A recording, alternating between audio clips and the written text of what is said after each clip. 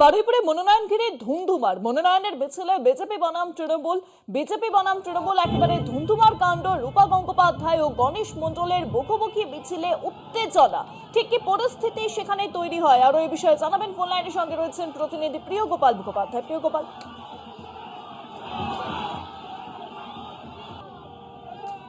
শোনা যাচ্ছে? হ্যালো।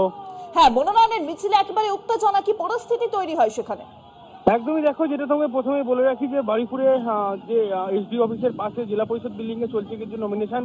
আজ কিন্তু নমিনেশন দিতে আসেন সোনারপুর দক্ষিণের তৃণমূল বিজেপি প্রার্থী তথা রূপা গাঙ্গুলি, এবং উল্টো দিক থেকে কুলতলি বিধানসভার যে গণেশচন্দ্র মণ্ডল তিনিও নমিনেশন দিতে আসেন। অর্থাৎ পদ্মপুকুর যে মোড়, সেই মোড়ে কিন্তু দুটো মিছিল মুখোমুখি হয়, এবং রূপা গাঙ্গুলির মিছিল এবং গণেশচন্দ্র মণ্ডলের মিছিল, দুটো মিছিল মুখোমুখি হয়। দুটো মিছিল থেকে কিন্তু পাল্টা স্লোগান দেওয়া হয় এবং যে সেই জায়গায় ধুন্ধুমার পরিস্থিতি হয়। এদিকে কিন্তু পুলিশ সেই যে ঘটনা, সেই ঘটনা কিন্তু নিজের হাতে দুটো মিছিলকে আলাদা করে পাঠিয়ে দেয়। কিন্তু রূপা গাঙ্গুলি যেটা মন্তব্য করছেন যে তার মিছিল কিন্তু আটকানোর চেষ্টা করা হয়েছিল তৃণমূল কংগ্রেসের তরফ থেকে, সেই মিছিল কিন্তু তারা আটকাতে পারেননি। এবং এদিকে কিন্তু গণেশচন্দ্র মণ্ডলের পক্ষ থেকে যেটা জানা যাচ্ছে যে দুটো মিছিল মুখোমুখি হয়ে গেছিল।